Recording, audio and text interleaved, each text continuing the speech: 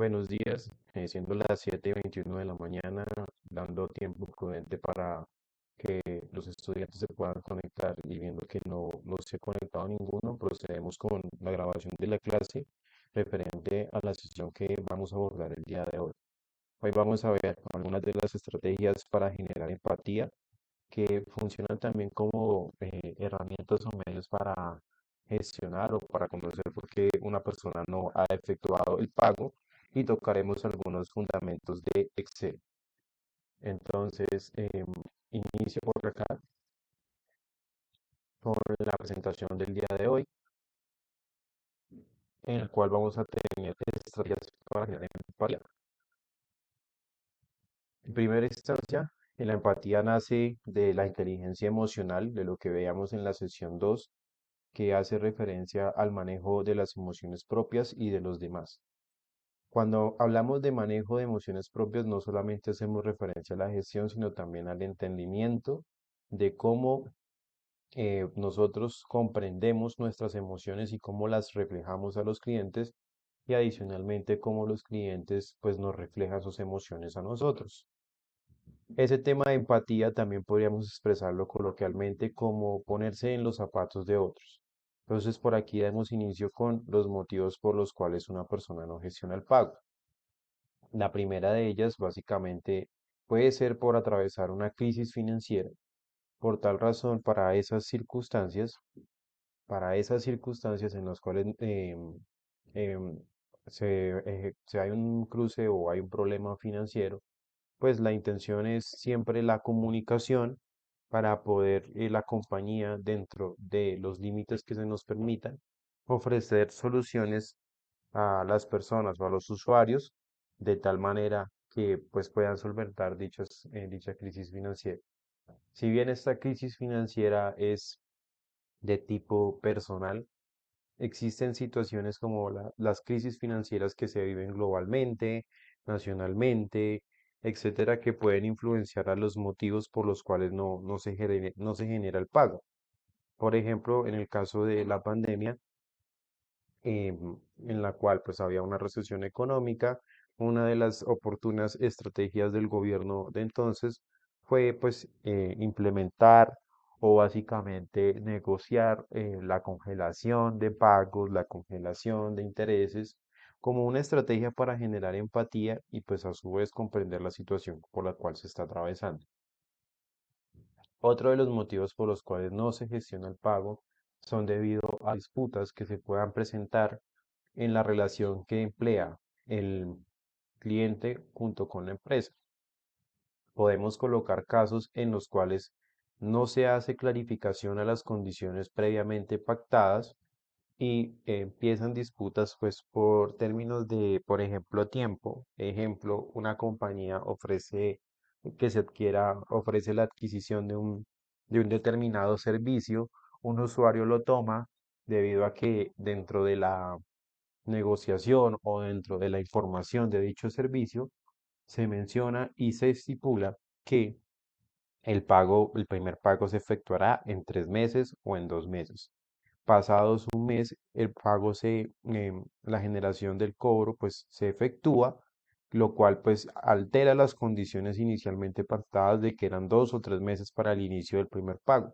Entonces el cliente, el usuario, en disposición de hacer pues uso o su validez de sus derechos, entran unos temas de disputas en los cuales pues muchas veces se rehúsa a pagar hasta que no le solucionan el inconveniente. Otros motivos por los cuales no gestiona el pago, sencillamente porque son deudores morosos por naturaleza. Es decir, son aquellos tipos de personas que indiscutiblemente del nivel, del monto, de la cantidad, del tiempo, etcétera, son prestables, o bueno, son susceptibles, mejor aún el término, son susceptibles a ser morosos porque sí. Es decir, ya su naturaleza es saber que pues van a deber y básicamente pues es una personalidad pues ya arraigada de la persona, valga su redundancia. Tenemos como cuarta estrategia el management. Cash management hace referencia a todas las acciones que pueda ejecutar una organización para mantener la liquidez dentro de ella. Entonces, estrategias de cash management, bueno, pueden ser, por ejemplo, cuando un usuario pues eh, no decide cancelar pues debido a alguna crisis financiera, debido a algún tema económico personal, debido pues a algún tema de salud, de que no haya podido tener la capacidad de pago para el determinado cohorte, pues las estrategias que entran aquí a aplicar muchas veces es de parte del cliente una espera o eh, una recepción, digámoslo así, a la disponibilidad que le pueda presentar la compañía para darle alternativas de pago. Esas alternativas de pago pueden pasar desde situaciones como en el caso, por ejemplo, de tarjetas de crédito, está el tema del pago del monto mínimo, un pago alternativo que es inferior al monto final, que es inferior al monto normal.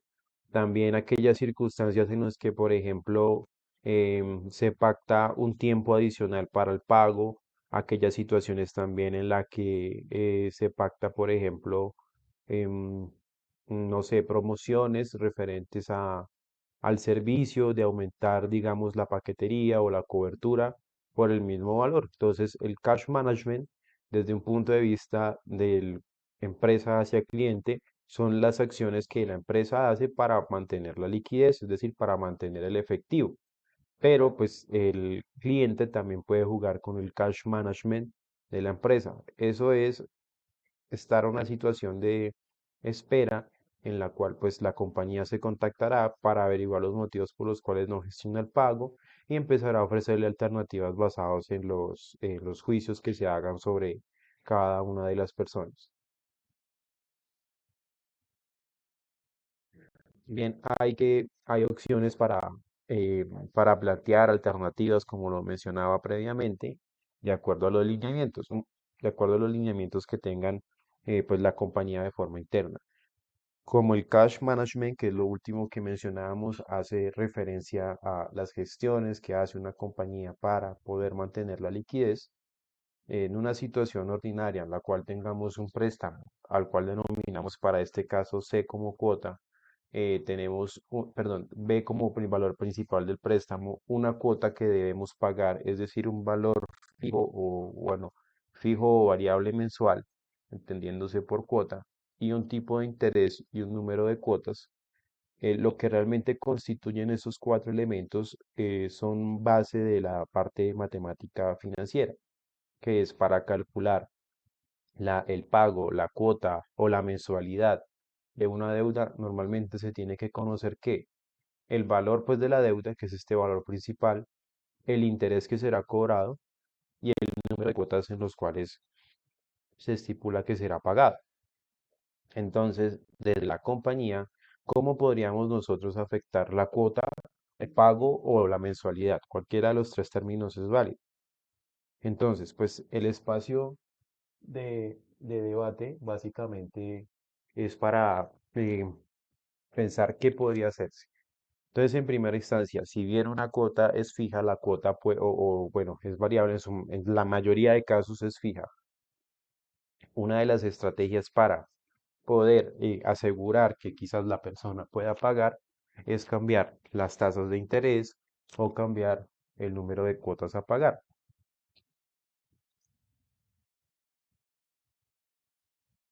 Cuando se cambia la tasa de interés por una más baja, el valor de la cuota a su vez disminuye, ya que la cantidad de intereses a pagar es menor. Cuando el número de cuotas se extiende, el valor de la mensualidad también es menor, ya que el valor inicial prestado se va a diferir a un mayor plazo. También tenemos opciones como, por ejemplo, dentro de las compañías es muy común refinanciar. Cuando se habla de refinanciar, hola Cindy, qué pena, es que estaba grabando la sesión porque no se había conectado nadie. ¿Cómo estás, Brian? Buenos días. Brian, una pregunta. Es que no veo pantalla, no sé si estás compartiendo pantalla. Y lo otro es que hace un minutico más o menos se te está escuchando con bastante interferencia. Ok, no es que no estaba compartiendo porque esperé hasta las 7:20 y no se había conectado. Entonces por eso estaba compartiendo, porque se está viendo en mi pantalla acá desde el computador. O sea, no tenemos el permiso. Entonces por esa razón. Ahí, Vale, gracias. listo. ¿Desde hace cuánto llegaste, perdón? No sé, desde hace cuánto me estás escuchando. Yo llegué a las 7:22. Ok, iniciamos casi prácticamente al mismo tiempo. Bueno, entonces, recapitulando, estrategias para generar energía, estrategias. Los motivos por los cuales no funcionan, entonces hace referencia a una crisis financiera que vive la familia, o una crisis financiera nacional, global, etcétera. Hay disputas básicamente por las condiciones que fueron pactadas y que por eso toma resiliencia para la persona, que la persona por naturaleza es moroso, es decir, que su personalidad le gusta deber. Está el cash management, que es una práctica básicamente que trata de asegurar la liquidez de la empresa, y ahí vienen una serie pues de estrategias o alternativas. Cuando el cliente pues trata de jugar con ese cash management es estar a la espera de que la compañía lo llame para que le ofrezca alguna alternativa que pues mejor le convenga a él y que pues a su vez le permita generar un ingreso, bueno, un flujo de efectivo a la empresa. Estaba por acá con el tema de las opciones, de esas alternativas que precisamente vienen a la mano con el cash management. Entre ellas están, bueno, primero que todo, pues hay que comprender cómo se constituye básicamente em, los cálculos o la fórmula, digamos, empleada para, valga la redundancia, calcular la cuota, el pago, la mensualidad, diferentes formas de llamarlo de un determinado. Hay cuatro elementos base, digamos, en la financiera, que son la cuota, que es saber el valor fijo, que en su mayoría es fijo, pero hay pagos variables. Hay un valor principal, ese valor principal es la deuda, que hay un interés que hace referencia a la remuneración que en teoría debería obtener la entidad prestadora por la facilitación de su dinero a un tercero. El número de cuotas. El número de cuotas es el tiempo en el cual se ha destinado a pagar ese valor o esa deuda principal. Entonces, de una pregunta puede afectarse la cuota o el pago, pues hay alternativas. Por ejemplo, para cambiar el valor de la cuota y que sea menor, tenemos básicamente dos opciones.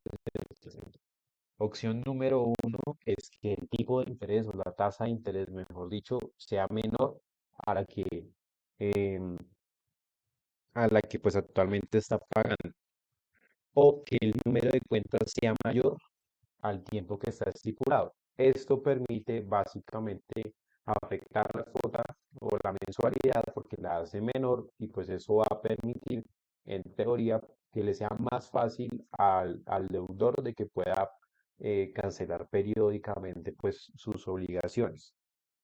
O sea, ¿estoy bien?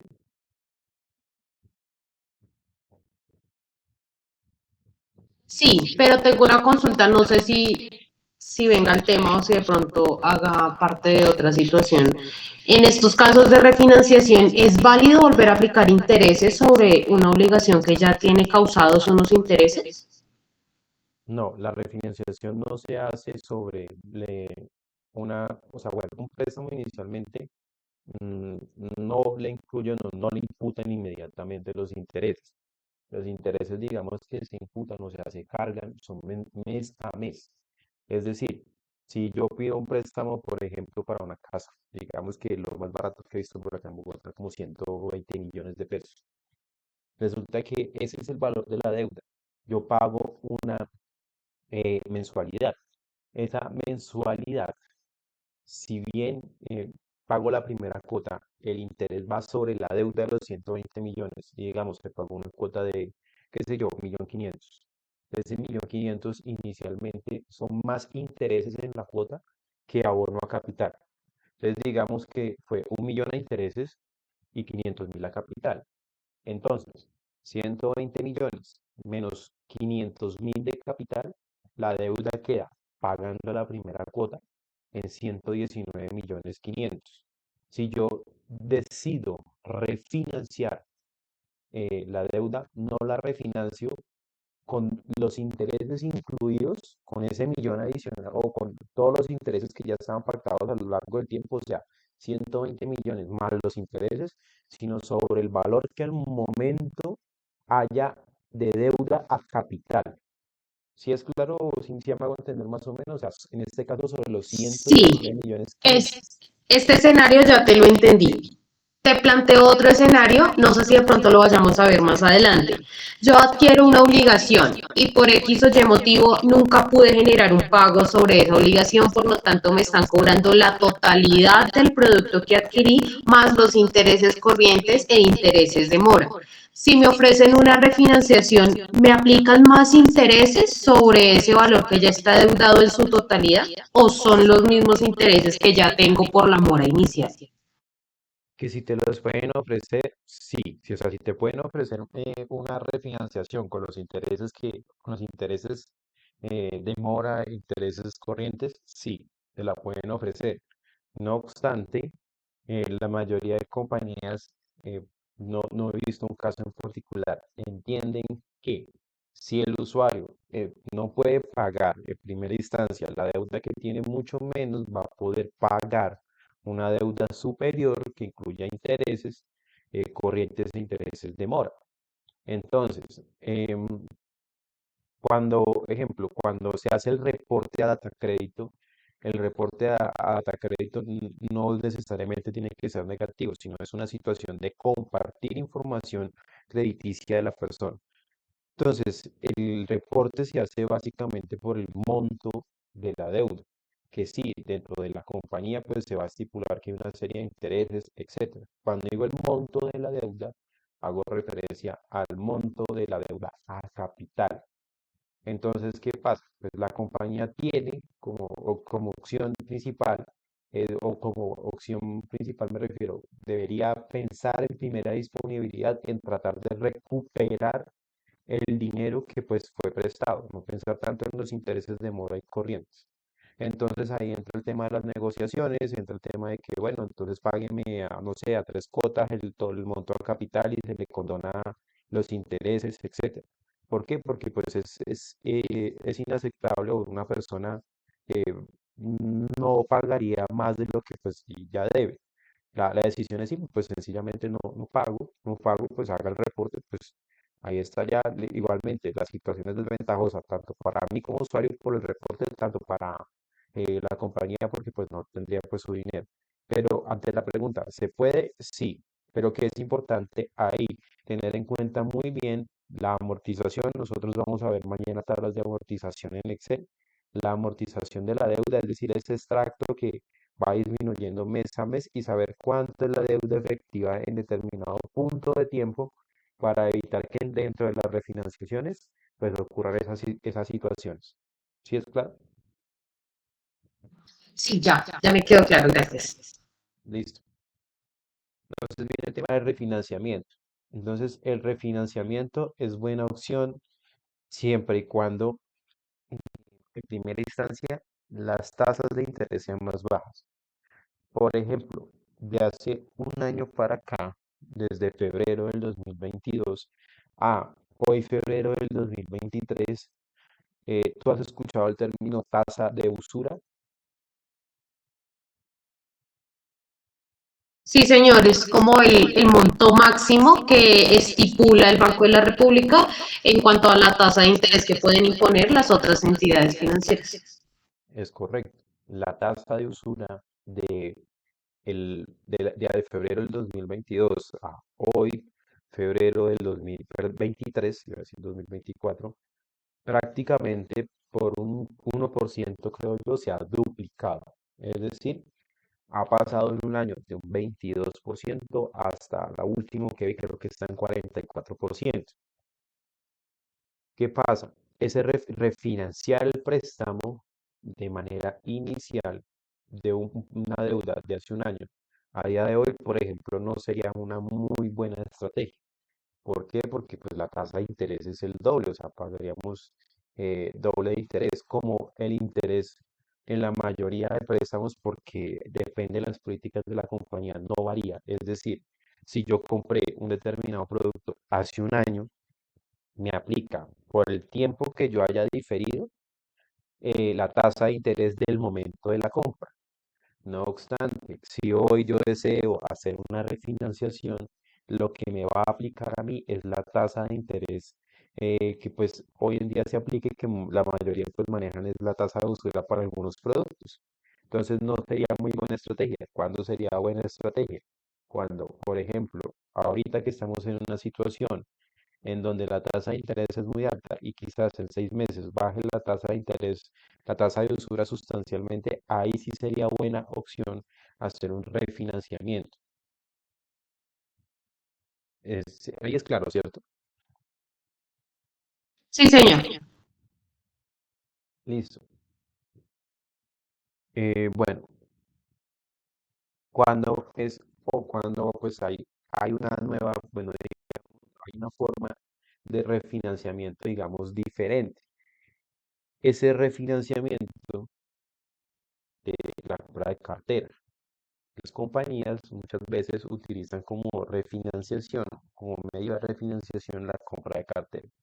Entonces yo ya tengo una obligación financiera con cualquier entidad y comprar la cartera es básicamente que otra entidad compre la deuda para que el tenedor de esa deuda, es decir, el que cancela, el usuario que cancela o que paga cuotas, em, pues ya no le pague a la entidad original, sino a la entidad compradora de la cartera. Las tasas de compra de cartera son las más bajas del mercado. Hoy deben estar sobre el 2%, si mal no me falla la memoria, pero pues por ejemplo he aprovechado beneficios de compra de cartera del 0,6% mensual cuando la tasa mensual de un préstamo ordinario estaba por ahí en el 1,7%, 1,8%, ya hoy prácticamente está en el 4% casi. Entonces, la compra de cartera es buena opción. ¿Por qué? Porque básicamente reduce casi en su mayoría a un tercio de los intereses originales.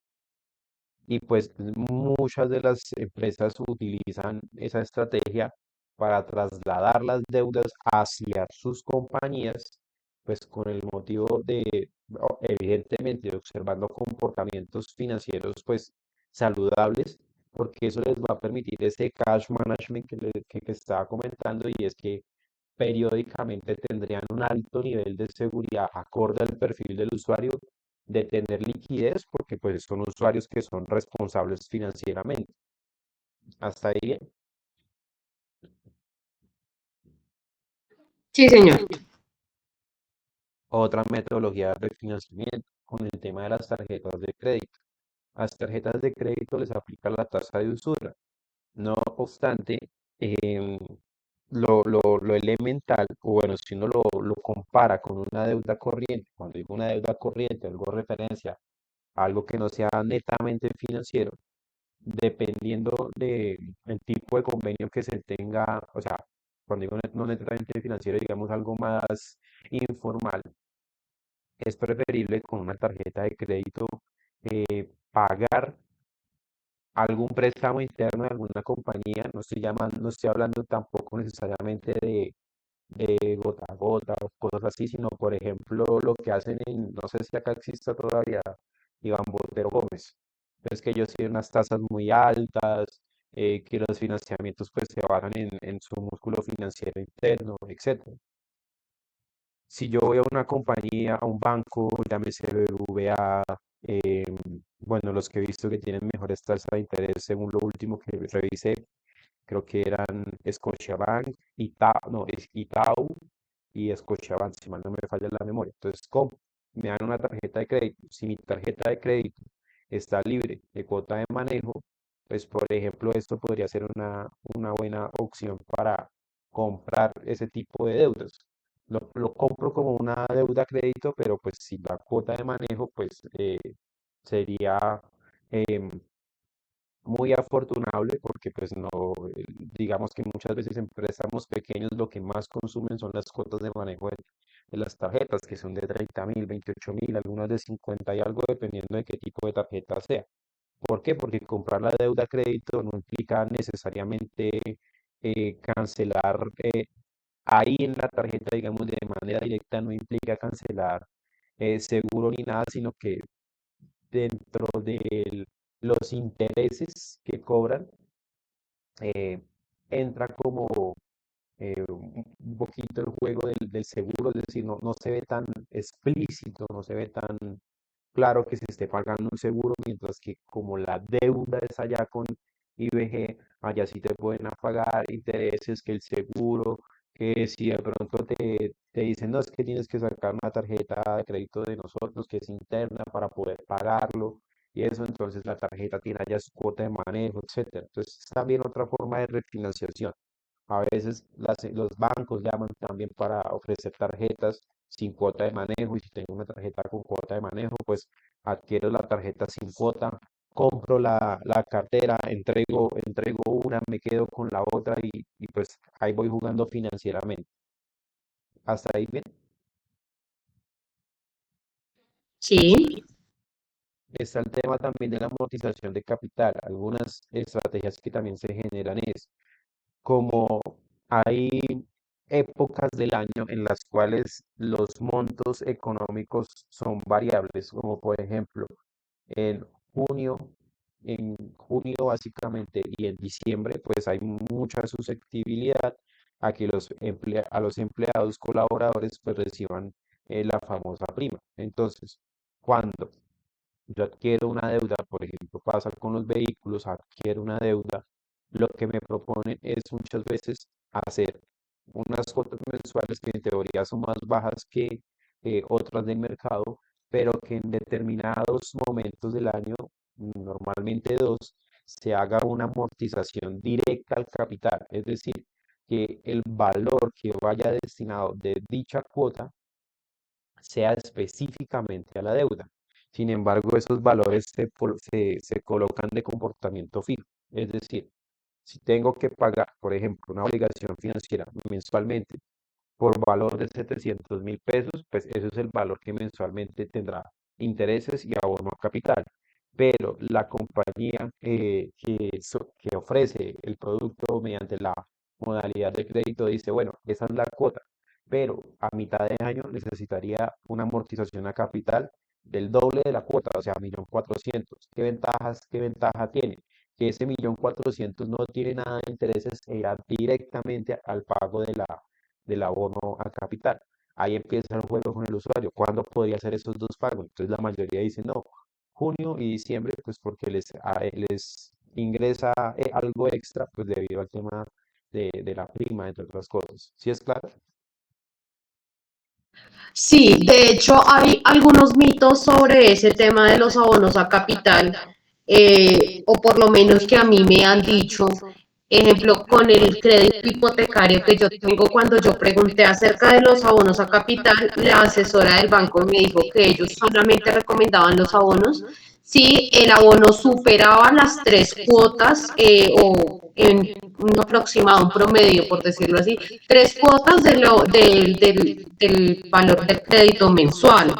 Eso por un lado. Y por otro lado, entiendo que hay como unas fechas específicas para hacer el abono, que lo ideal es que sea después del pago de la cuota del mes en curso, para evitar que el abono, digamos que cubra primero la cuota del mes, sino que, como tú dices, en efecto ingrese todo al capital.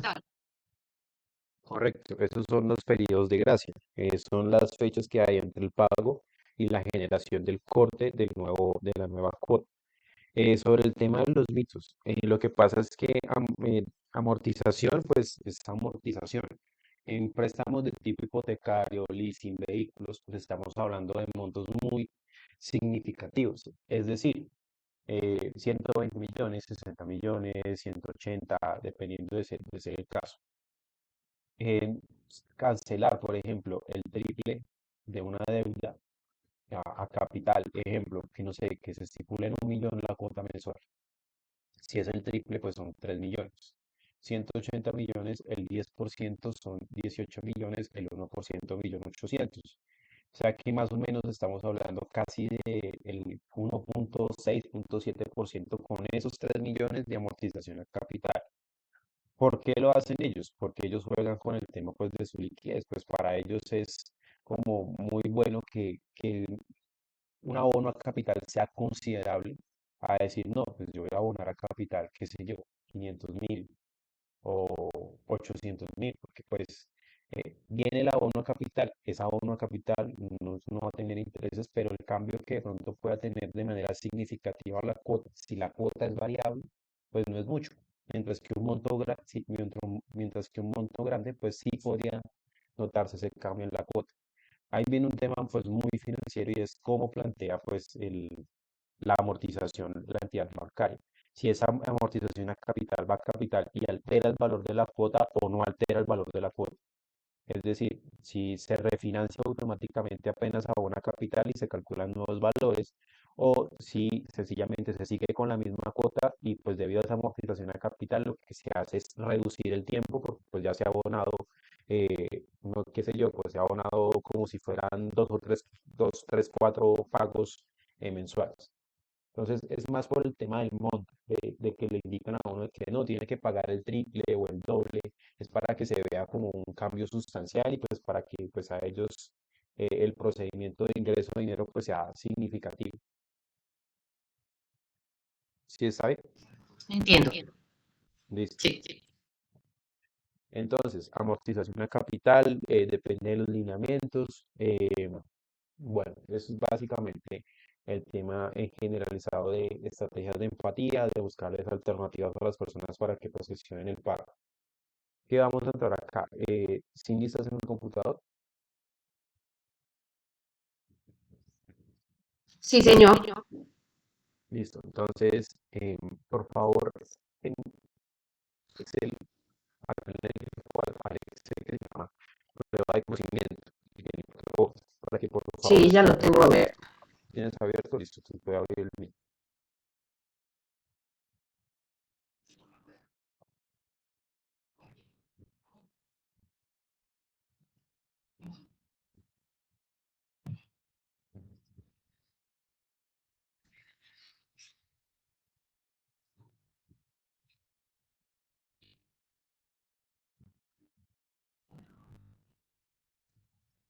Dame un segundo, por favor.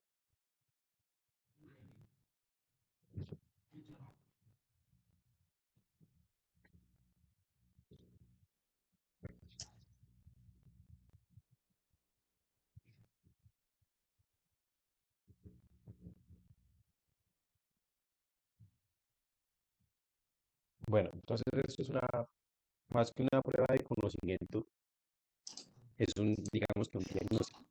Ese diagnóstico lo vamos a hacer acá y basado en esto dejaremos una actividad.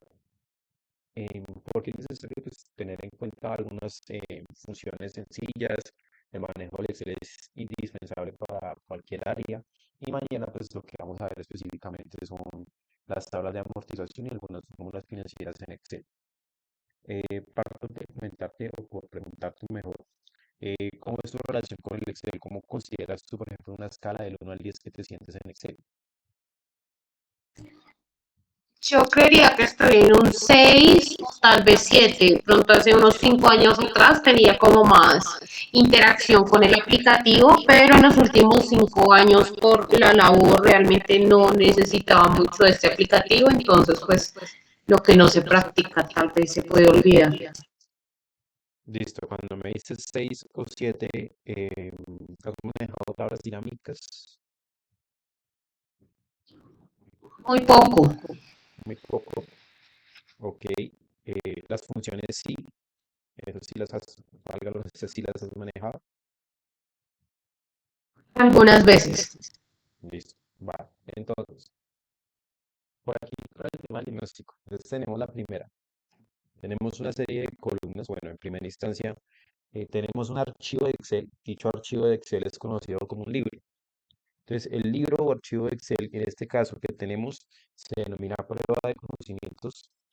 Perdón, conocimientos. dentro tenemos que hojas. Entonces aquí tenemos cuatro hojas para este libro prueba de conocimientos. Tenemos la hoja operaciones, la hoja referencias, la hoja formato y la hoja datos. ¿Estás trabajando en línea o desde tu computadora? Es decir, ¿hiciste una copia en línea o desde tu PC directamente? No me dejó descargar el archivo, entonces estoy trabajando con el Drive con el Excel de Google, con la hoja de cálculo de Google. Listo, perfecto. Entonces esa es una pregunta fundamental. Dame un segundo que me va a quedar ahí.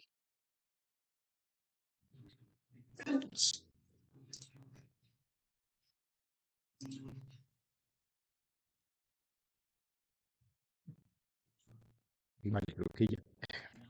Bueno, iniciando. ¿Qué pasa? El Excel offline, digámoslo así, el Excel que está por defecto con el, bueno, no por defecto, que viene instalado o que se instala en el Windows en el computador, eh, es un poquito diferente al Excel en línea.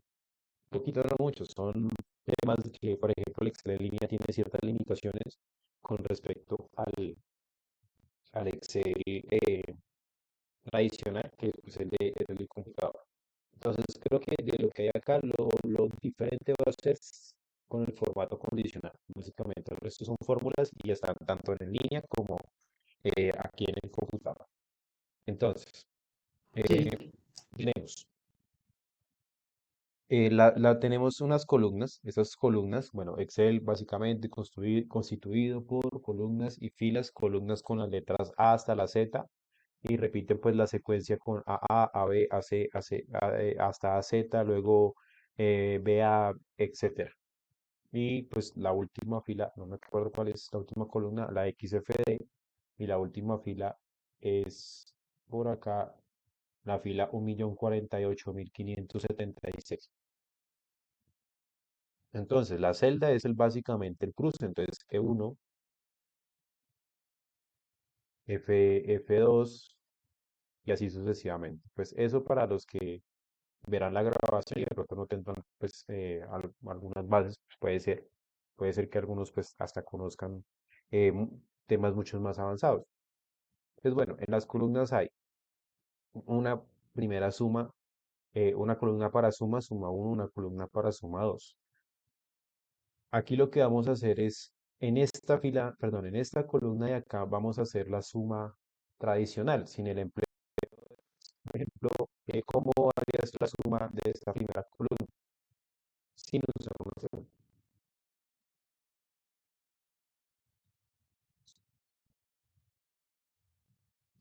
Sin usar la fórmula, pongo el símbolo igual,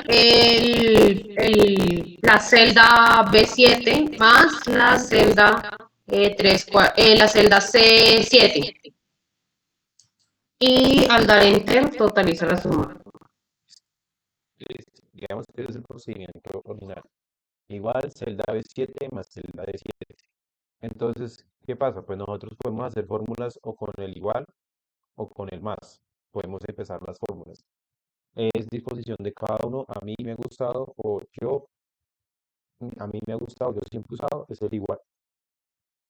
Pero es completamente válido que digo más celda B7 más celda C7. Mira que acá no he empleado el igual y la suma igualmente se practica. ¿Está ahí bien? Eso ya es todo como sencillo. ¿Está ahí bien? Sí, señor. Listo. Empecemos con el tema del autocompletado. Ya tengo esa fórmula. ¿Cómo hago para autocompletar hacia abajo? Cuando me ubico en la parte inferior de la celda, me aparece como una crucecita que me permite desplegar la fórmula hacia abajo, pero aquí en el online no me aparece. Creo que Ah, sí, ya. Y cuando la despliego hacia abajo, me arrastra la fórmula con las filas que siguen en orden. listo. Hay que arrastrar la fórmula. Otra alternativa es, ya tienes constituida tu fórmula. Tal y creo que en el Excel en línea es otra combinación. En estos momentos no la recuerdo. Pero por ejemplo, para el Excel eh, offline. Yo uso más los complementos de Excel que el Excel en línea, por eso hacía la aclaración al principio. Una forma de autocompletar es, tengo la primera fórmula y yo hago la selección del campo hacia abajo. Tal y como se ve en pantalla, queda en la primera fórmula y hacia abajo queda gris. Entonces yo le doy la opción de control J, combinación y se completa. No obstante, pues dentro de todo fue la combinación, creo que no se pueden en línea, en Excel en línea.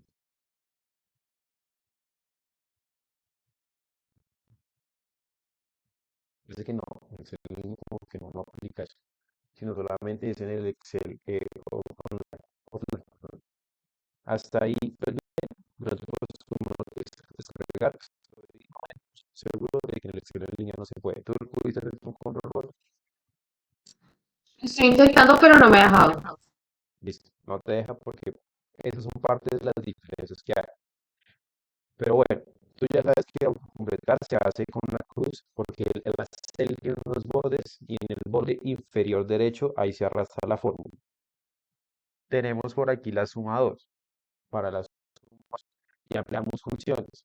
Es decir, el procedimiento que acabamos de hacer fue con, digamos, con los operadores básicos, que son en este caso utilizamos la suma, pero Excel viene por defecto con algunas, por no decir muchas funciones que no son de utilidad. Siempre la estructura que es que una función es una fórmula y toda fórmula empieza con igual o más. En este caso llamamos la fórmula de lo que queremos hacer. La fórmula es igual suma porque queremos hacer una suma. Notemos que nosotros vamos escribiendo suma. Sí se alcanza a ver el listado de fórmulas que hay hacia abajo porque cuando estoy compartiendo una pantalla no se ve todo. Sí se ve que dice suma, suma punto cuadrado, suma punto series o eso no se ve. No lo veo en tu pantalla, pero pues sí lo veo en el Excel que yo estoy verificando. Listo. Entonces cambia la pantalla completa porque esa es la misma pantalla. Listo. Tengo igual y ahí escribo suma. Creo que ahí sí se ve, ¿cierto? Ahora sí, sí, señor. Listo. Cuando uno escribe suma o empieza a escribir la primera letra, aparecen muchas alternativas de funciones. Todo ese listado de ahí son funciones de Excel. Entonces hay funciones de diferentes tipos, matemáticas, estadísticas, de bases de datos, entre otros. Entonces vamos con suma. Entonces yo escribo la palabra suma. Empleo una tecla que es tabular. Esa tecla tabular está normalmente arriba de la tecla de mayúscula que tiene una flecha hacia la izquierda y una hacia la derecha. ¿Para qué hago eso? Como está sombreado aquí, suma, pues si yo le doy tabular, inmediatamente pues me llama la función, me la trae y le abre el paréntesis. Eso aplica también para la línea. ¿Qué pasa? La función tiene por dentro unos parámetros. ¿Cuáles son esos parámetros? Aquí, por ejemplo, dice número uno punto y coma, número 2 punto y coma y 3 puntos suspensivos. O en otras palabras, yo puedo colocarle una infinidad, bueno, infinidad no, una determinada cantidad de elementos a ser sumados separados por punto y coma. Es decir, yo podría emplear este punto y coma y este de acá y el resultado sería el mismo que hice previamente. No obstante, pues no es la idea porque aquí hay dos datos, pero en el caso en que si existieran, por ejemplo, 100 datos, hacer ese procedimiento sería muy repetitivo y pues eso implicaría mucho tiempo. Entonces, Excel tiene en esa función de suma, pues una alternativa que es decirle igual suma y con el mouse hacer la selección de los rangos de datos que yo quiero sumar, de los rangos de números que yo quiero sumar. Y básicamente ahí me parece que de B7, dos puntos a C7. O en otras palabras, es desde B7 hasta el C7. Y yo le doy enter y es exactamente el mismo procedimiento, el mismo resultado. La ventaja radica es cuando empleamos muchos números. Hacer una suma, por ejemplo, de 100 números, pues bajo el método del más, bajo la separación de punto y coma, pues sería muy tedioso. Eso pues, ¿tú lo tenías claro, Cindy? Sí, señor. Listo. Es hasta ahí bien con el tema de la suma. Para el tema de la resta, Excel no tiene una fórmula que se llame resta. Excel tiene una aproximación a una fórmula que se llama resta, que si mal no me falla la memoria es im.subtract. Acá está. No obstante, esa suma no, esa resta no es tan efectiva porque son para la categoría de números complejos. Esos números complejos vienen del tema de los conjuntos, que es un número que tiene una parte imaginaria, una parte normal, sirve para hacer la parte normal y tiene como limitante que solamente aquí dentro de los parámetros acepta un número uno y un número 2, es decir, acepta única y exclusivamente la diferencia que exista de dos números. Entonces, por ejemplo, número uno 345 punto y coma. Bueno, en orden. 40 punto y coma, y 345. Y ahí me dice que la diferencia es menos 305. Esa fórmula im.subtract solamente sirve para cuando sean dos números. Tiene una pequeña desventaja utilizar esa fórmula. Resulta que, espera un momento, valió una cosa, valor,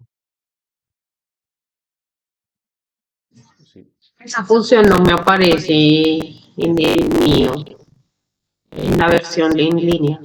ahí vienen los limitantes. Esa función, por ejemplo, que no te aparece, es básicamente porque en el Excel en línea no se trabajan casi números complejos. Entonces, la otra circunstancia es el tema de la visualización. La visualización tiene un pequeño, digamos, limitante. Como nosotros podemos ajustar, ejemplo, acá donde dice prueba de conocimientos, podemos ajustar la alineación al centro, a la izquierda o a la derecha de una determinada celda, pues uno se puede confundir al respecto. Pero normalmente cuando la hoja de cálculo está plana, es decir, no hemos trabajado sobre ella, los números que uno genera siempre van a quedar a la derecha y las letras o el texto va a quedar a la izquierda. De hecho, si yo le pregunto que si esta celda es texto, o sea, le estoy preguntando, me bota un verdadero. O sea, la fórmula que acá empleé solamente es de contexto. Yo le estoy preguntando, oiga, esta expresión menos 305 es un texto y me está diciendo que sí, que es verdadero, que es verdad, porque estoy empleando una fórmula que sirve para números, pero me convierte en texto. ¿Cómo diferencia un texto de un número? Los números usualmente, no siempre, dependiendo de la configuración de esa alineación, si uno no le hace nada, los números van acostados hacia la derecha, o mejor dicho, van hacia la derecha y todo lo que sea letra va hacia la izquierda. Mira, por ejemplo, el caso número uno, número dos, todo esto es texto y está a la izquierda, no está a la derecha como si lo están los números. ¿Sí te das cuenta?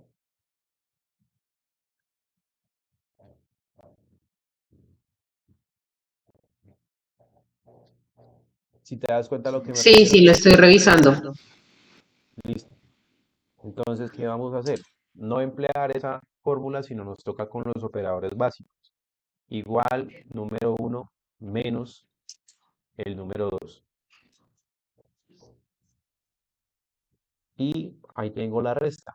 Y notemos que, mire que el menos 305 con la función que estaba usando quedaba a la izquierda, con el operador quedó a la derecha. Y el resultado de cuando yo le preguntaba que si eso era texto, cambió de verdadero a falso, porque ya no es un texto, sino es un número para Excel. Entonces, ahí claro. Sí, señor. Listo. Va el tema de la división. Nosotros tenemos una fórmula que se llama cociente. No tenemos una fórmula que se llame división. Hay una que es IMDiv. Tiene sus restricciones y pues no las vamos a meter ya más acá. Esas restricciones van de la mano con IM subtract, que son para números complejos, un solo para dos datos, etc.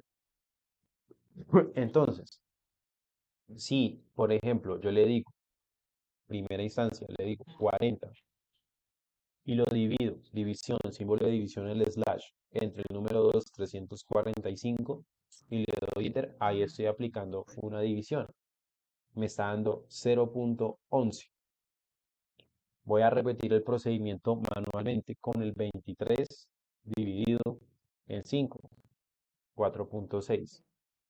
Sin embargo, me voy a salir un momento y voy a decir igual cociente. Me pide un numerador, un número de arriba, un denominador, un número que vaya abajo. Eso va de los números fraccionarios. Número arriba y número abajo. Una fracción es una división. Entonces, 23 quintos o 23 punto y coma. ¿Cómo sé si es un 23 y va un dividido? Lo que pasa es que dentro de las funciones hay unos parámetros. Entonces, los parámetros de la función cociente es numerador y denominador. Es decir, solamente acepta dos valores. Numerador, punto y coma lo separo, denominador. Y le doy enter. Y efectúa una división, un cociente. Pero ¿qué notas de particular entre estos dos valores que estoy señalando en el momento?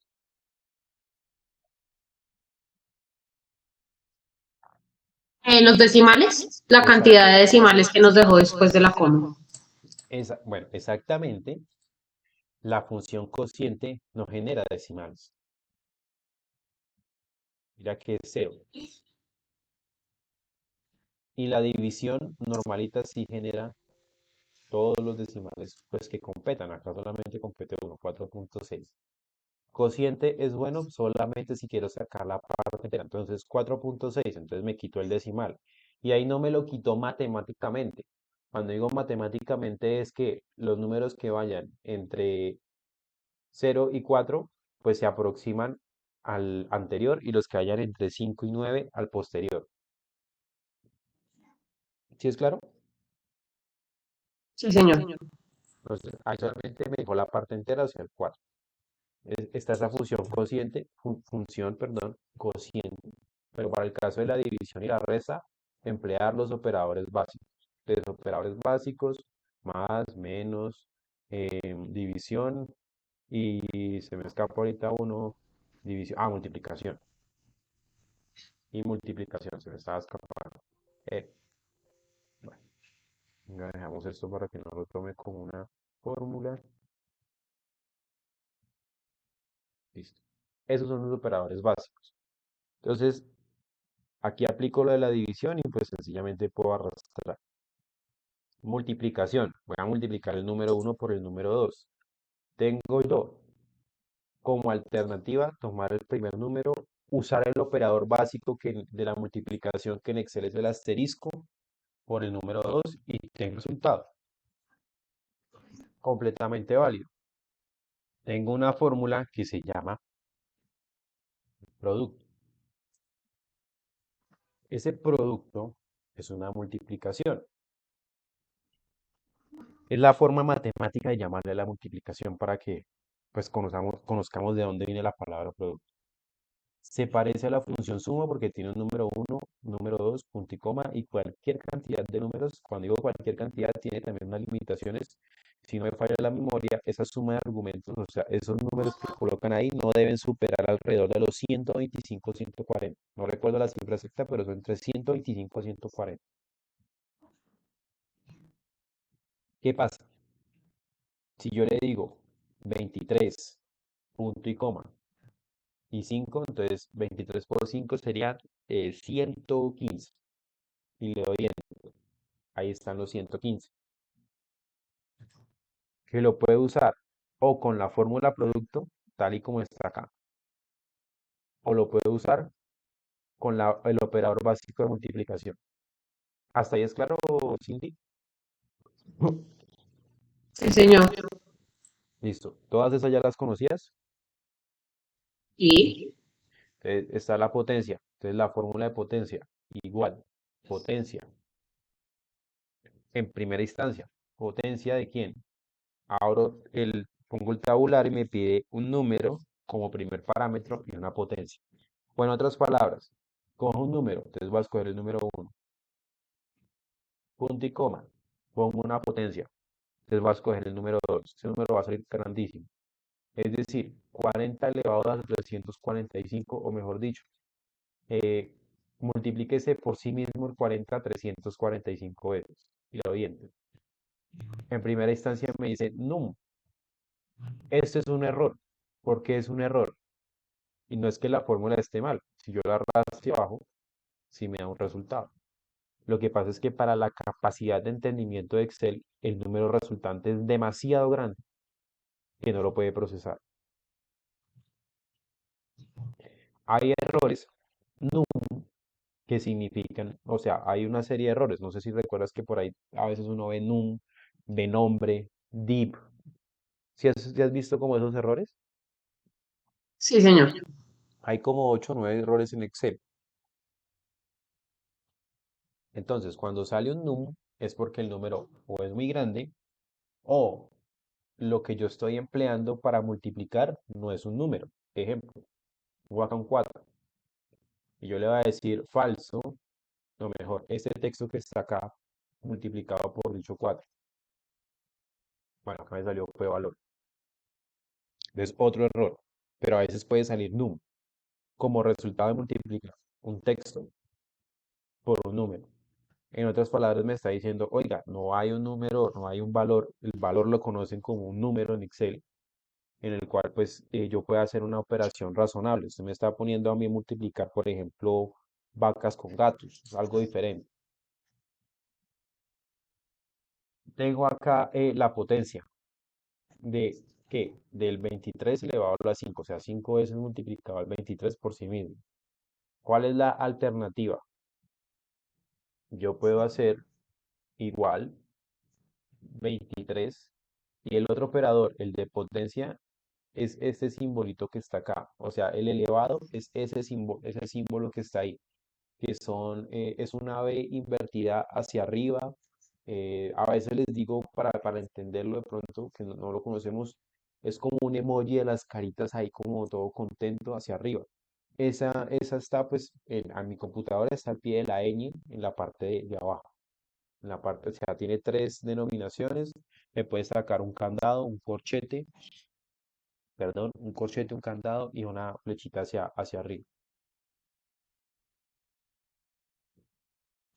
Esa la conoces, ¿cierto? O sea, sabes ahí cómo sacar la potencia y todo, ¿sí? Sí, señor. Listo. Lo mismo, entonces le pongo aquí el 5 y el resultado es exactamente el mismo.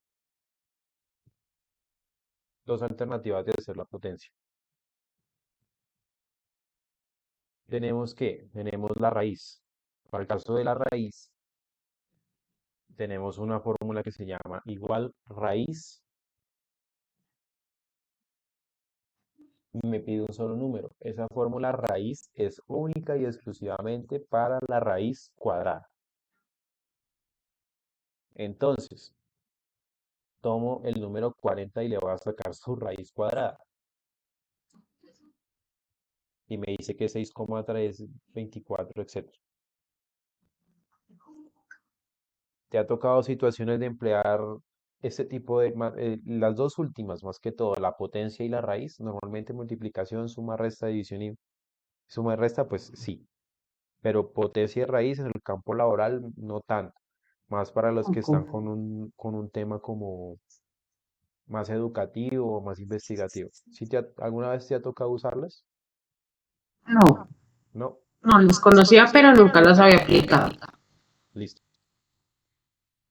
Entonces, bueno, ahí tendríamos la primera parte, que es un recordatorio de los operadores básicos y de las potencias y raíces que son, pues, sencillitas. Tenemos acá, tenemos una serie de estudiantes que tienen unas notas, nota 1, nota 2, notas 3. Nos piden en principio calcular el promedio final y dar un concepto. ¿Esos conceptos de dónde vienen? Si el promedio final es mayor a 7, pues es aprobado. De lo contrario, es reprobado. Excel es muy intuitivo. Créeme que si tú quieres hacer, por ejemplo, un promedio, la función como tal se llama pues promedio. Entonces es muy intuitivo con por ejemplo, con la suma. es igual, se llama suma. Entonces, 80% de los casos no me sé la fórmula. Mm, Pero ¿qué voy a hacer? Una suma. Entonces tiene que ser igual suma. En el 80% de los casos, pues aplica y efectivamente ese es. Entonces voy a hacer un promedio. En primera instancia digo igual promedio. Y lo que hago es lo mismo, como hice con la suma. Selecciono las tres notas y le doy enter. Y me está diciendo que el promedio es 7,33 y arraso la fórmula hacia abajo y ahí tengo los promedios. ¿Hasta ahí bien? Sí.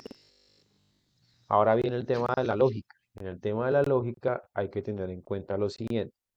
Antes de hacer cualquier función, mi sugerencia es pensemos en el resultado. ¿Qué me están diciendo? Si el promedio final es mayor o igual a 7, es aprobado. De lo contrario, no es aprobado. Del listado de personas ahí, ¿quiénes aprueban? ¿Quiénes solamente con eso? Y pausa un momentico el audio para y me va diciendo.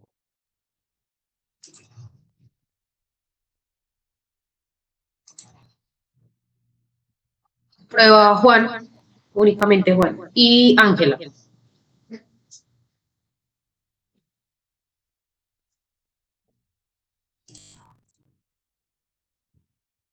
Perfecto. Juan y aprueba Ángel.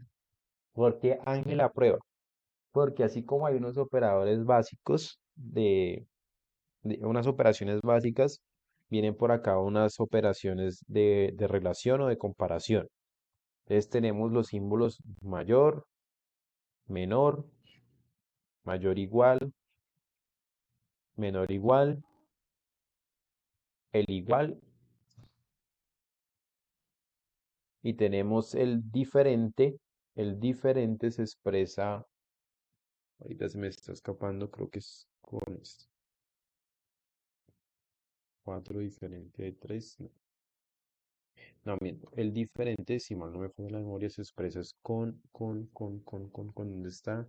Debe ser con una flechita hacia la derecha, que es una de las tablas, de algo de las tablas de verdad. Diferente.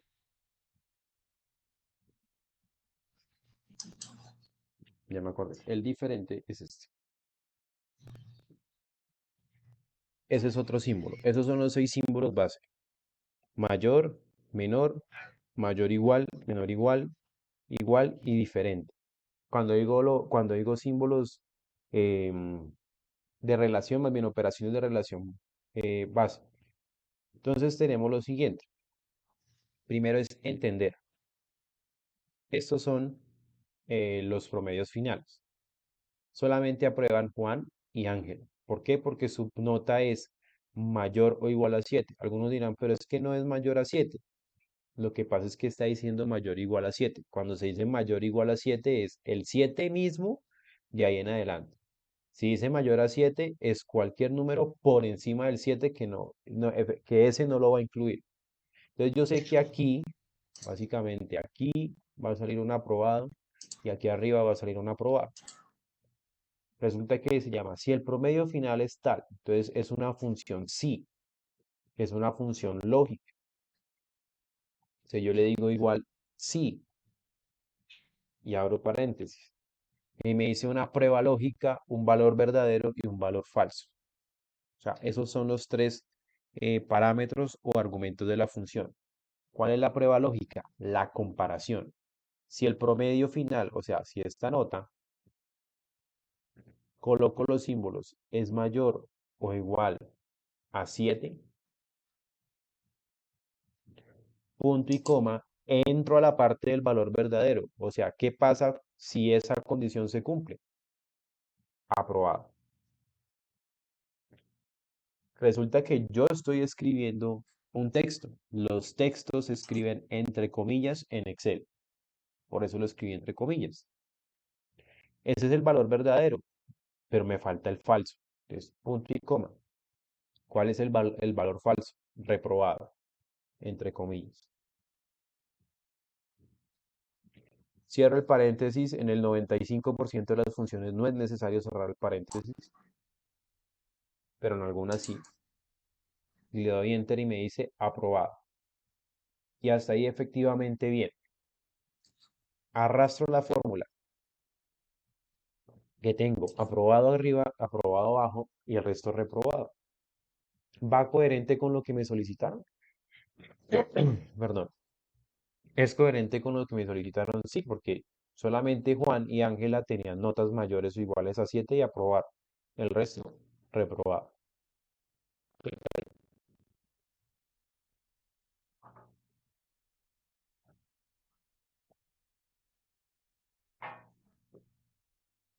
Sí, es claro. Sí, señor. Listo. Entonces nos pasamos a la hoja de referencias, a la hoja número 2. Ahí viene una especie de, pues como de juego, le digo yo, muy interesante. Y es para entender el movimiento, o bueno, para entender lo que son las referencias absolutas, las referencias eh, fijas, las referencias móviles, llamémoslo móviles por fila y móviles por celda. ¿Qué tiene que ver eso? El símbolo pesos. Entonces, referencias absolutas, relativas, corrijo. Referencias absolutas, referencias relativas, referencias mixtas por fila, referencias mixtas por columna. Ahí lo que implica básicamente es emplear el símbolo pues, del dinero, el símbolo peso, para fijar o no fijar o columna o fila columna o fila y columna a su vez. Entonces, ¿qué pasa? En primera instancia, cuando yo le digo igual y selecciono una celda, estoy en una referencia relativa. Cuando digo referencia relativa, hago referencia a que la celda acá es igual H1. Si yo la arrastro hacia abajo, será H2, porque ha cambiado la posición de H1 a H2. Y si me voy hacia la derecha, pasa a ser I1, y si me voy hacia abajo, pasa a ser I2. Para entenderlo mejor, voy a poner acá las letras A, B, C y D. Es una referencia relativa porque se va moviendo y va adoptando el valor que haya en otra celda. ¿Hasta ahí bien? Sí, Está la referencia absoluta. Esa referencia absoluta es que aquí tengo H1 y voy a fijar la celda H1. Entonces le voy a dar en algunos computadores solamente la tecla F4, en otros FN F4 dependiendo cómo esté configurado el teclado. O pues si en definitiva es muy complejo, es colocar básicamente el símbolo pesos antes de la columna, antes de la H y antes del 1, que es el número que representa la fila. Hasta ahí ningún cambio, pues aparentemente en la primera celda. Pero bueno, yo ya tengo acá fijado, tengo una referencia absoluta, se llama, me bajo y me voy hacia la derecha. Y lo que ocurre es que en las cuatro celdas, el valor que se adopta es aquel valor que yo fijé. En este caso, yo fijé la A. Y si me voy para abajo, voy a seguir siendo la A y así sucesivamente. ¿Hasta ahí es claro? sí, señor. Listo. Ahora, yo puedo dejar un solo signo pesos. Entonces voy a dejar ese signo, voy a dejar solamente el de la fila. Entonces, ¿qué pasa? Estoy fijando los valores de la fila. Si yo cambio de columna, va a adoptar los nuevos valores de la columna.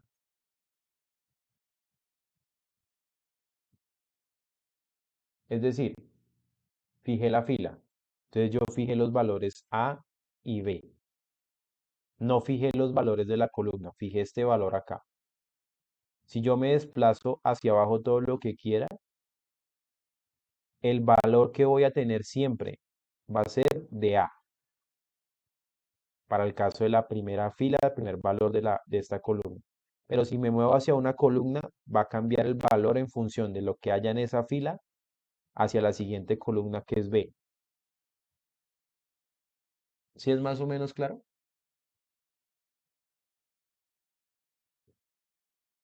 Sí, sí, señor. Listo. Si yo hago lo mismo con la columna, o sea, me quedo solamente con la columna, sucede lo contrario. Los valores fijos son los de esta columna que estén en H o lo que esté en H. Estos dos valores son fijos. Y si yo me cambio de fila, es decir, bueno, estoy en esta columna, los dos valores son fijos los de esa columna. Si yo sigo bajando, es decir, aquí A, luego pasa a ser C, luego pasaría, no sé, si coloco otra letra, sería esa otra letra, mientras que en el caso de la derecha donde está la B y la D serían ignorados. ¿Por qué ignorados? Porque los valores fijados son los que aparezcan acá, en esta columna. En el caso de la fila eran estos dos valores los que aparezcan en esta fila. ¿Sí es claro? Sí. Listo. Ahora lo vamos a ver con un ejercicio y lo vamos a entender mejor. Primero que todo, nos están pidiendo que sumemos x más y. ¿Quién es x? Lo que está en rojo. ¿Quién es y? Lo que está en azul. Si yo me ubico en esta posición, en primera instancia, ¿qué resultado debería aparecer? La suma de x más y, donde está el amarillo.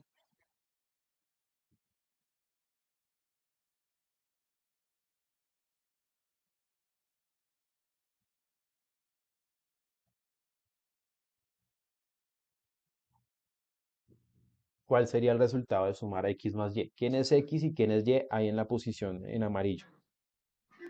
X es 4 y Y es 2. Es O sea, el decir, que resultado debería ser 6. debería ser 6. Correcto.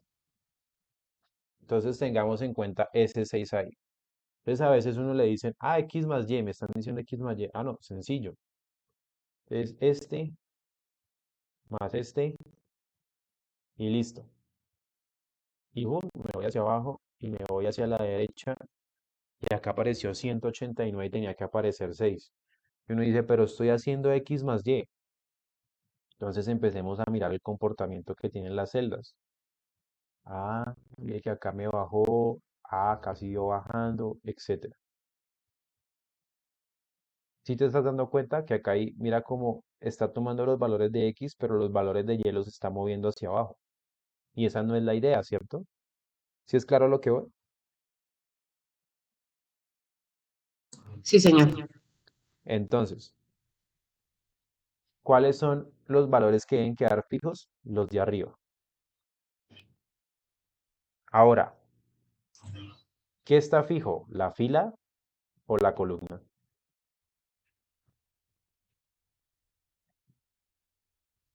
¿La fila? La fila, porque acá son los valores que estén acá, indispensablemente de la columna en donde estén. En otras palabras, me están diciendo, si la X se está comportando como yo quiero que se comporte, que es hacia abajo, entonces fije la fila nomás de acá de los valores Y. Fije la fila. ¿Por qué? Porque la columna sí se tiene que mover. Porque si acá es 6, en la siguiente columna tiene que ser 4. Entonces yo fijo nomás, cambio con la intensidad del brillo, fijo nomás la fila. Es decir, dejo nomás fija la fila. Y le doy enter y vuelvo y completo. Y me voy hacia la derecha. Y acá tenía que dar 6. ¿Por qué no dio 6? Entonces vuelvo y miro. Entonces yo digo, bueno, aquí se está comportando como yo deseo. ¿Cuál es el error? Entonces me voy para los otros datos. Aquí está tomando el 4 de la Y, pero ya me está tomándose el valor 11 y tenía que tomarme era el 5. Entonces, ¿qué pasa? Para el primer valor de acá, que son los valores de la X está cambiando en la fila o en la columna?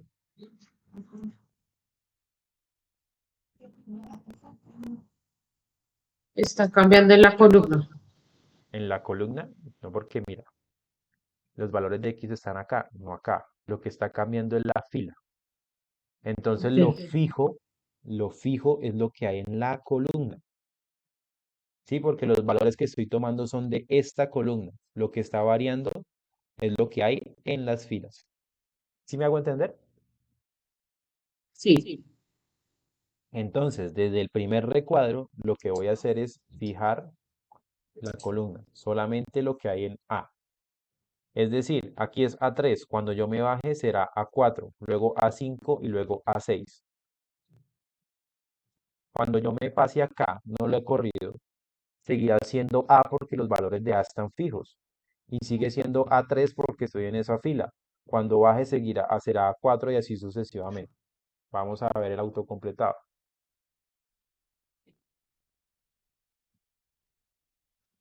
Se supone que aquí debía dar 6. Y reviso y pues efectivamente ya me está haciendo lo que yo quiero. Si es clara hasta ahí, sí, señor. listo. Viene la de acá que es un poquito más compleja. Vamos a hacerla paso a paso. Vamos a tomar nomás para saber si el resultado está bien. Vamos a tomar un ejemplo, digamos que un número que no sea tan grande por acá. Digamos por acá. El resultado queda acá. Tengo la expresión 3x más 7y elevado al cuadrado menos 4z. Entonces, ¿qué nos dice Excel? Ah, bueno, es 3x, 3 por x. ¿Cuánto vale esa x ahí en ese cruce de celda? 4. Más 7 por y elevado a la 2. A 7 por y, que acá debe ser 2 porque estoy en esta posición de amarillo, elevado al cuadrado menos 4, perdón, 4 por z. Los valores de z son los que están acá. Para el caso de esta fila, el valor de z es este 6. Y le doy enter. Y me dice que el resultado me debe dar 16. O es decir, acá tiene que dar 16. Para saber si está bien, ahí tiene que darme 16. Entonces, ¿qué voy a hacer? Pues rectifico una cosa, 12, 7, y al cuadrado, 7 por 10, 14, 14 al cuadrado, son 14 y 140, son 4, 16, 56, 196, menos, lo que sí,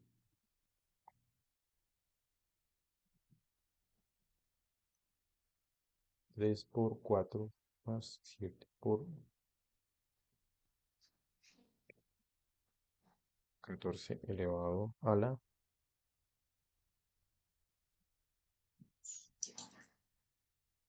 12 más 100 más 12, 208, 4, no, ahí hay algo mal, se decía,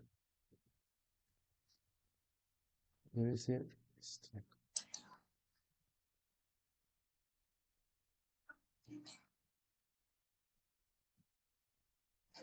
4, 2 y 6, 3 por 4, 12, más el resultado de y al cuadrado, que serían, en primera instancia soluciono y al cuadrado, llévale, no, es que llévale 2, ese es el tema. Está bien. Listo, entonces sí, está bien. Bueno, ahí tiene que darme 16. ¿Cómo lo vamos a hacer? Siempre desde la idea, es desde la primera fila que está acá, automatizar básicamente el proceso. ¿Cómo va a ser la automatización de dicho proceso? Se va a hacer de la siguiente manera. Yo le doy igual y me está diciendo que 3 por x. Los números 3, 7 y 4 que están acá son constantes, o sea, esos van fijos sí o sí. Entonces, 3 por x. X es un valor que debe tomarse de esta tabla, de esta columna. Entonces, tomo el primer valor de x, que es este 5. Ese A10 representa x. Cuando yo me baje, tiene que seguir siendo x. Entonces, efectivamente a 10 pasa a ser a 11, a 12 y a 13. Pero si me muevo hacia la derecha, ya sería B10 porque estaría cambiando de celda ya que no he fijado nada. Entonces, lo que tengo que fijar acá es aquello que se deba quedar quieto en este espacio en blanco. Es decir, el 3 se va a multiplicar por el 5 acá, acá, acá, acá, y acá y acá. Por esa razón, 3 por A10, lo que vendría a fijar sería la columna, porque los valores de la columna X tienen que aparecer aquí, aquí, aquí, aquí y aquí y aquí. ¿Sí es claro hasta ahí? Sí, señor. Más. O Sí, fijas solamente el volumen con las teclas. Porque yo si lo yo utilizo el Shift 4, me coge me toda la celda como tal. repítelo nuevamente. Cuando tú lo haces una vez, te fija toda la celda. Si repites y lo haces otra vez, te fija la fila, creo que es. Si lo repites otra Ah, vez, te ok. fija la columna. Y si lo repites otra vez, te Listo, quita la referencia. listo. Sí, ¿Sí te diste cuenta? señor. Listo. Entonces, ahora voy a tomar 7 que es la constante, por Y. ¿Quién es Y? Este valor de acá. O mejor dicho, Y son todos estos valores de esta fila. Esos valores de esa fila, la fila, mejor dicho, siempre debe aparecer en todo el recuadro blanco. Si la fila siempre debe aparecer, lo que fijo es la fila. Ahí he fijado la fila, valga la redundancia.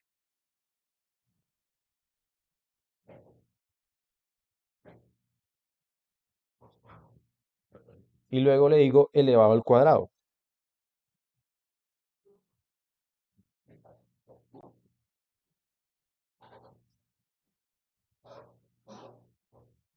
Y luego le digo menos 4 que es la constante, por z. ¿Quién es z? Este valor de la columna h. Y los valores de la columna h deben aparecer siempre en todo este recuadro blanco. Los valores de la columna h siempre deben aparecer en el recuadro blanco. Entonces, lo que siempre debe aparecer o lo que es fijo es lo que haya en los valores en h. No tanto lo de las filas, sino lo que hay en h. Entonces yo lo que hago ahí es fijar h.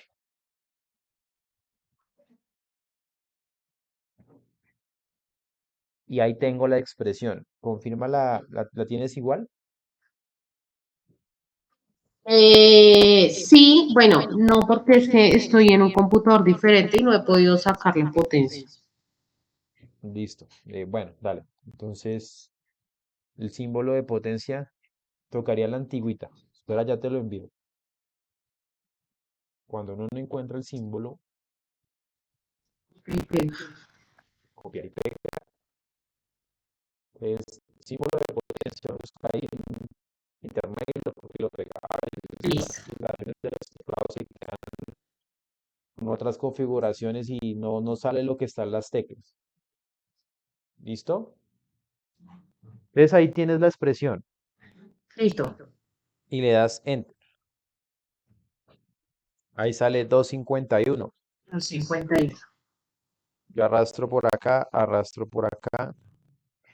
y prun, acá donde decía 16, efectivamente es el 16. Mi consejo es, si quieren validar, siempre que validen, validen con un número. Si esta es la tablita de acá, si tienen una base de datos o algo en donde apliquen fórmulas y eso, que esto es una base de datos relativamente. Por acá hay unos nombres, por acá hay unos campos. Ignoremos el Z por ahora. Y uno aplica fórmulas sobre la base de datos. Y una vez se asume que las fórmulas están bien, como el caso de X más Y que sumamos acá y los resultados eran totalmente diferentes.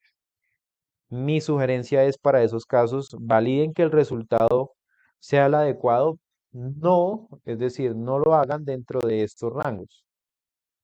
Dentro de la primera fila o la primera columna, no validen el resultado, validen uno que haya de forma interna. Cuando digo internas son, en este caso de esta tabla, todo aquello que esté por fuera de la primera columna de resultados o de la primera fila de resultados. ¿Por qué? Porque los movimientos de las celdas, de las referencias, son indispensables para buscar el resultado adecuado. ¿Hasta ahí bien? Sí, todo claro. Listo. Vamos a formato. Aquí resulta que nosotros tenemos una base de datos relativamente. Tenemos una referencia de productos de la 100 a la 110, cuyos nombres son cartulina, colbón, cartuchera, icopor, etcétera, que son de una marca determinada, genérica, colombiana, y que tienen unos determinados valores. El formato condicional es una forma de resaltar celdas, de colocar semáforos, son herramientas visuales que nos permiten interpretar mejor la información. Nos están pidiendo que le apliquemos un formato condicional a aquellos que la unidad, el valor por unidad sea menor a 10.000, se resalte como en ese azul intenso. Los que sean mayores o iguales a 10.000 y menores a 30.000, en ese azul clarito. Los que sean mayores o iguales a 30.000, en ese qué, perdón, en ese color como, bueno, no sé qué color sería este. No sé qué color coloqué, digámoslo un gris. ¿Listo?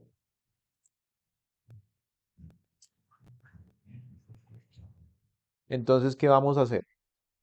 Primero que todo, para aplicar formato condicional debemos seleccionar las celdas a las cuales les vamos a aplicar el formato condicional. Como todo va en referencia a la unidad, selecciona el valor de la unidad.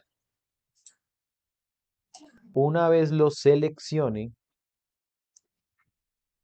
lo que voy a irme es en inicio dice formato condicional. En el Excel en línea también aparece el formato condicional en la primera pestaña que también creo que se llama inicio. ¿Tú ya la ubicaste? Dice formato en la pestaña formato y luego dice formato condicional. Bueno, está en formato condicional.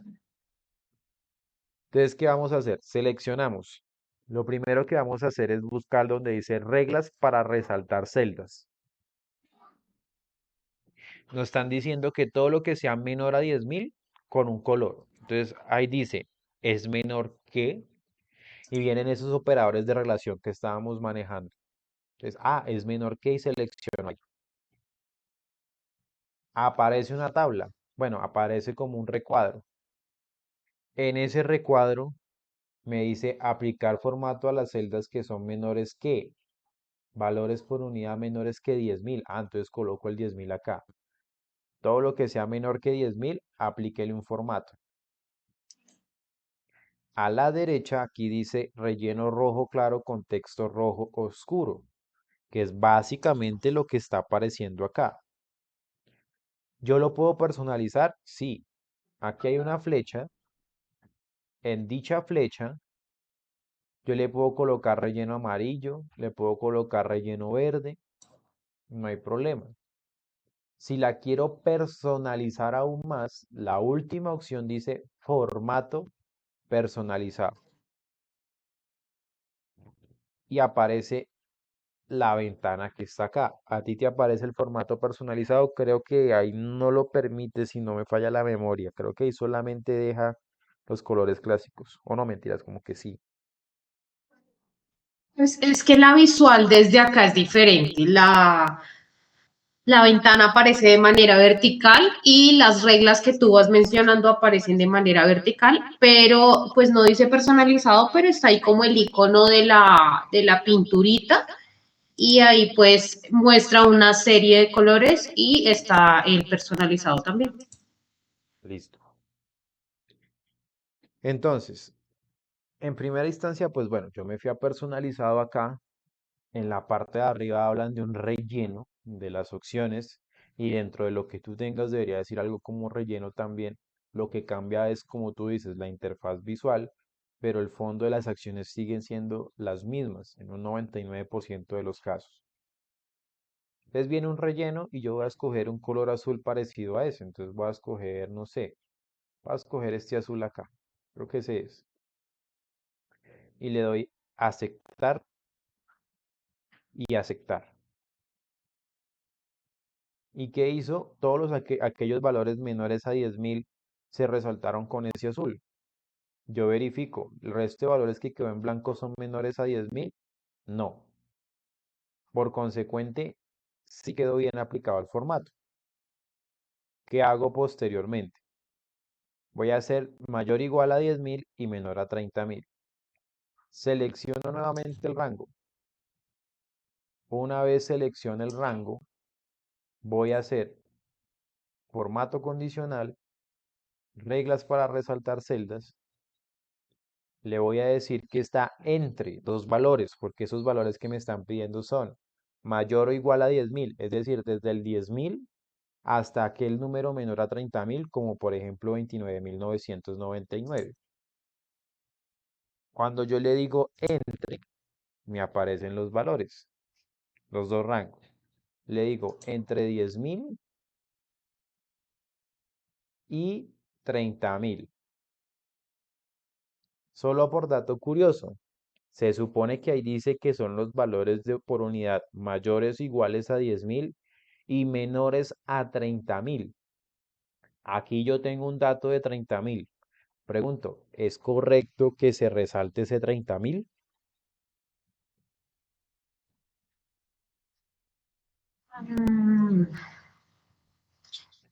Mm, no, porque no está al igual. Exacto, no, porque no está al igual. Entonces menor a 30.000.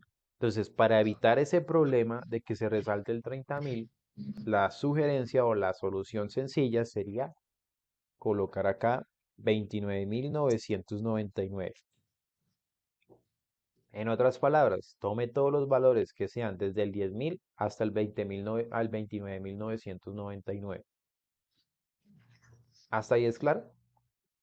Sí, señor. Aplico nuevamente el formato personalizado para este caso.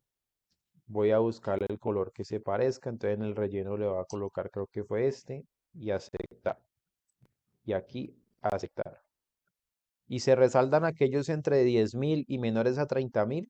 Efectivamente.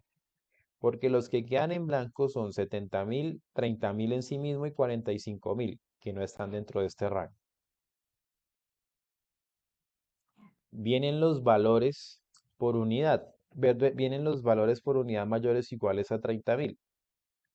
Replico el proceso. Selecciono lo que quiero aplicarle formato. Voy a formato condicional. Reglas para resaltar celdas y en este caso es mayor que. Mayor o igual, o sea, desde 30.000 es mayor que 30.000 en este caso. Y si la pregunta es, ahí dice mayor que, porque el 30.000 no se resalta? Porque el 30.000 no es mayor que 30.000, es igual. Por tal razón, lo idóneo sería acá, que si en la anterior terminamos con 29.999, acá sería todo lo mayor a 29.999.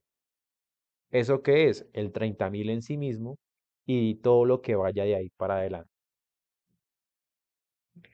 Le digo personalizado,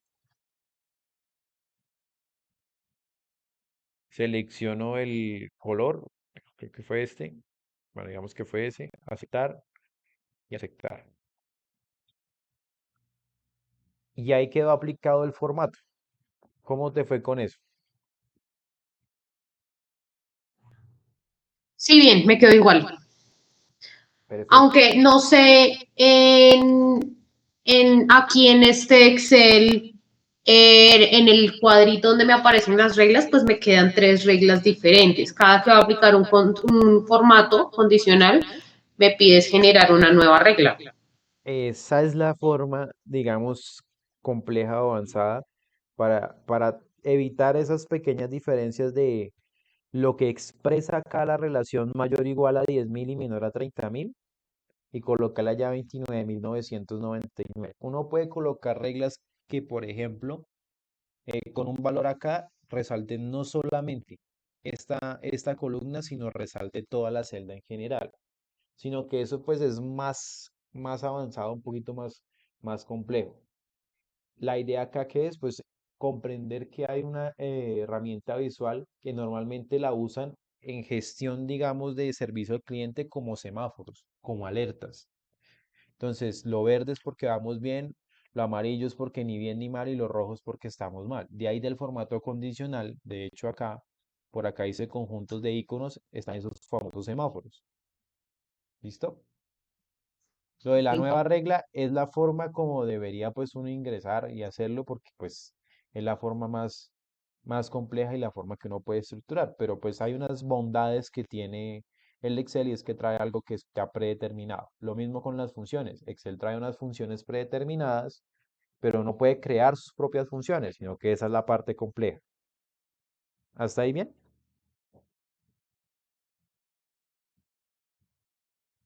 Sí, señor. Listo. Vamos a la última hoja que se llama datos. Resulta que hay básicamente una serie de funciones que son contar, contará y contar blanco. Entonces, tenemos las funciones contar, contará y contar punto blanco. Cuando traigo a colación estos datos de acá, lo primero que hay que identificar, y creo que se me fue esto por acá, es que hay unos tipos de datos en Excel. Normalmente en todas estas herramientas siempre hay unos tipos de datos que son los números, el texto y las celdas vacías. Los números usualmente están compuestos por en sí mismos los números, ejemplo 2, 3, 4, por los porcentajes, 17%, por las expresiones decimales, 0,4, por la hora, las 0,8 horas, y por la fecha, 23 de febrero. Entonces, para Excel, todo aquello que se exprese en un número, en un porcentaje, en un decimal, en una hora o en una fecha, es un número. Como dato curioso, si yo pongo que son las 08 de la mañana, 8 de la mañana, miren que se comporta como un número porque se va para la derecha. Si le cambio el formato acá arriba a un número, me dice que las 8 de la mañana es un 0,3333333. ¿Por qué? Porque para la hora Excel toma un número entre 0 y 1 básicamente. Cuando llega mediodía, ¿cuál es la mitad entre 0 y 1? ¿Cuál es ese punto medio entre 0 y 1?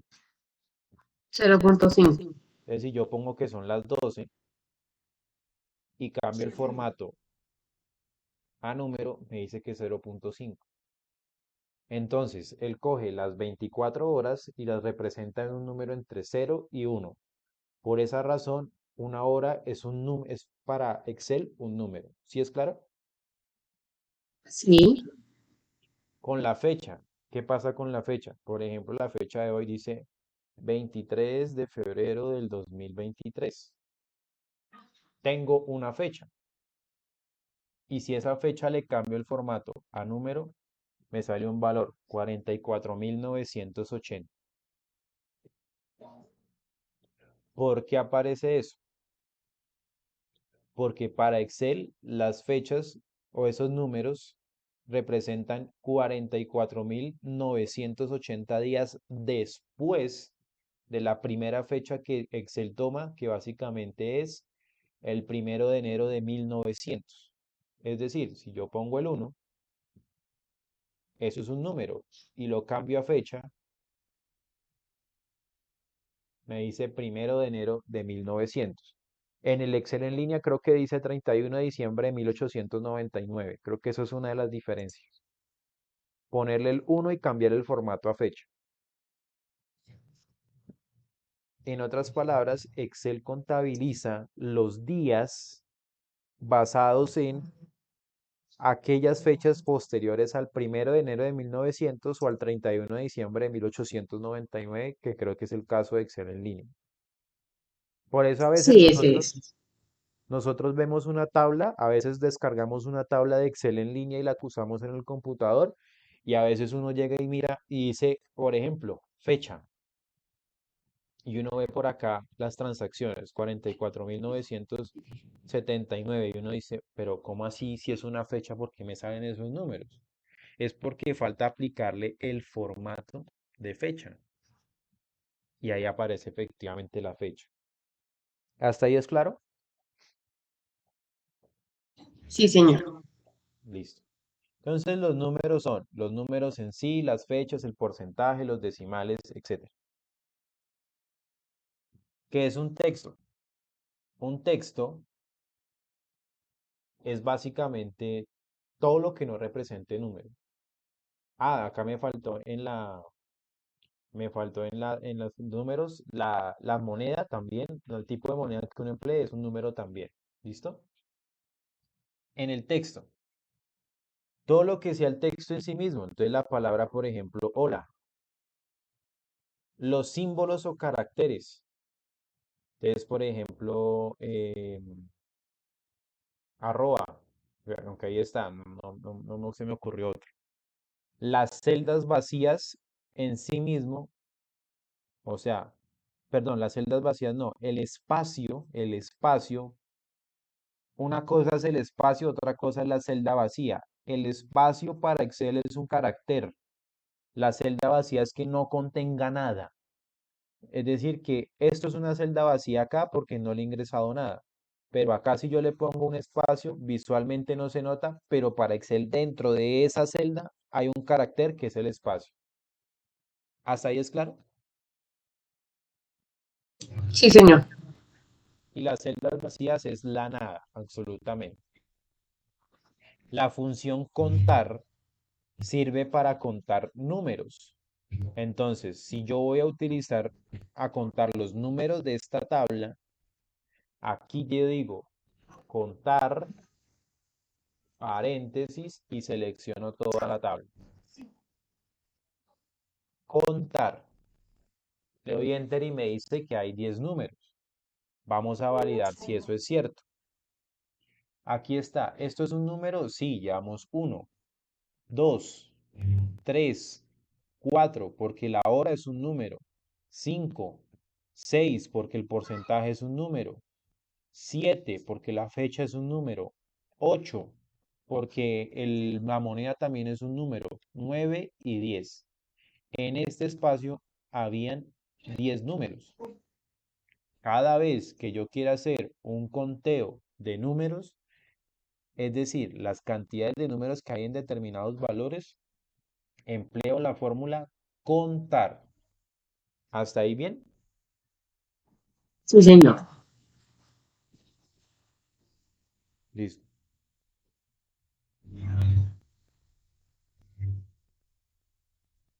Perdón un segundo.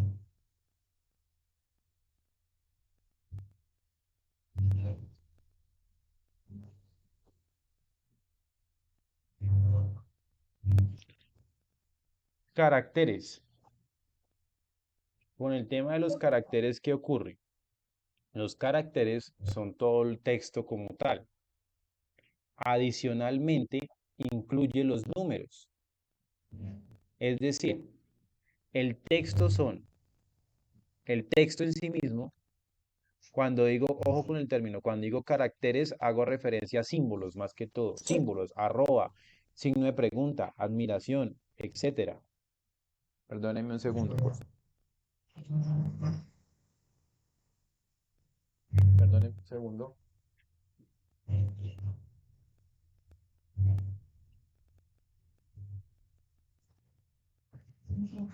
Cuando digo símbolos, hago referencia a lo que mencionaba, el arroba, el signo de pregunta, de admiración, etcétera.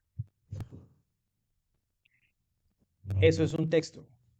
Los caracteres para Excel son todo aquello que ingrese al Excel, es decir, números y texto en general. Para ello empleo la función contará. Es decir, digo, igual contará.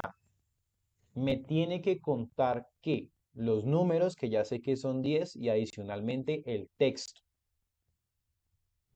Selecciono, o sea que por mínimo el resultado tiene que ser mayor a ese 10 o igual a ese 10. Me dice que son 15. ¿Por qué 15? Porque están los 10 que son números, que ya los hemos contado, y adicionalmente tenemos las expresiones o las palabras uni, sistemas, Microsoft, arroba, y me salté el Excel. Contará qué hace, sumar tanto números como texto. ¿Sí es claro hasta ahí? Sí, señor. Listo. Si por ejemplo en esta celda en amarillo yo le hago un espacio, mira que va a cambiar de 15 a 16. Visualmente yo no noto nada de diferencia, pero en una de esas celdas hay un espacio en blanco. ¿Hasta ahí bien? Sí, señor. Y por último, para contar celdas vacías, empleo igual contar.blanco. Selecciono todos los datos y me dice que son 3, que son los de amarillo.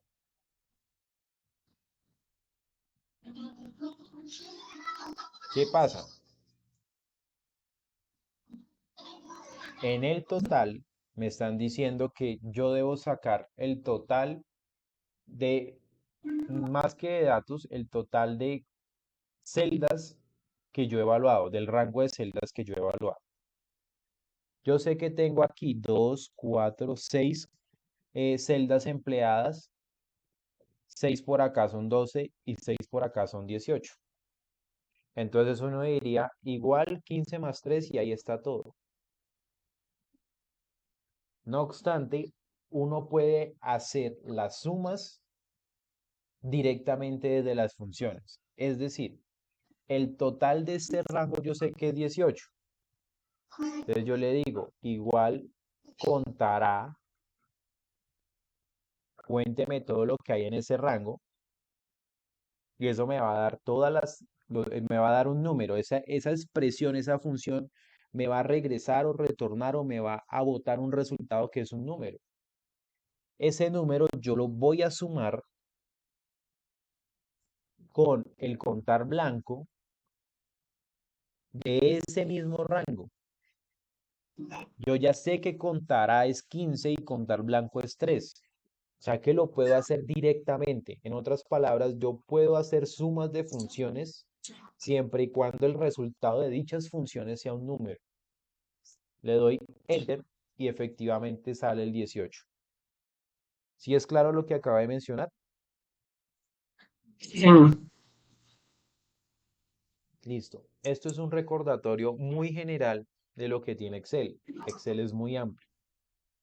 Mañana vamos a ver tablas de amortización, algunas fórmulas financieras y unos indicadores financieros. Y con eso cerraríamos básicamente el curso.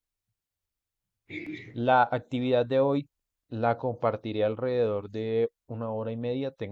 Llevo 10 minutos retrasado de otra reunión, entonces alrededor de 1 horita y media, ¿listo? Ok. Entonces, Cindy, de verdad, muchas gracias por ustedes, la persona que ha estado participando constantemente en el curso. Eh, Esto ha sido, Dale a ti, muchas gracias también. un recorderis como para volver a tomar esa parte de Excel y yo sé que mañana nos va a ir mejor. ¿Listo? Entonces te deseo un Sí, excelente día. Nos vemos mañana. perfecto. Gracias. Igualmente que estés bien. Hasta luego. Bueno, hasta luego.